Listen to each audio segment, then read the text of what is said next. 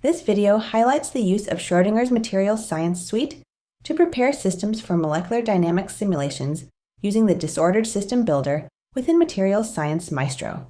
The Disordered System Builder panel is organized into 3 tabs: Components, Cells, and Disorder. The Components tab is used to define the mixture. Here, you specify the components and their respective proportions, as well as the total number of molecules to be placed within the simulation box. You can also select how the structures are placed in the box. The Cells tab allows you to define the quantity and characteristics of the simulation boxes, also referred to as cells, to be generated. The Disorder tab controls the application of disorder to the system. After the initial system setup, various disordering options can be selected and will be applied sequentially as listed within this tab. I'll start with generating a multi-component disordered system containing polyethylene glycol, or PEG, and water, which I've drawn using our polymer builder and 2D sketcher. This system will be about 40% by weight PEG.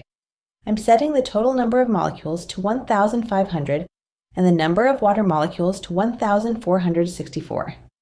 The number of PEG molecules automatically adjusts to 36. We see in the weight percent column that our system is about 40% by weight PEG. Next, I'll set tangled chain as our initial state to facilitate the fastest build.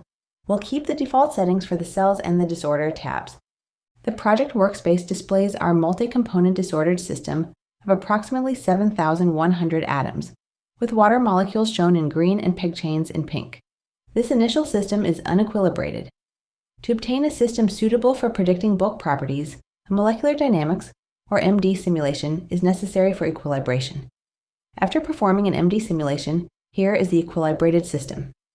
Other systems this panel can construct are single-component disordered systems with ions, systems with barriers, polymer-polymer interface models, lipid bilayers, systems for modeling an immersed carbohydrate polymer, and more.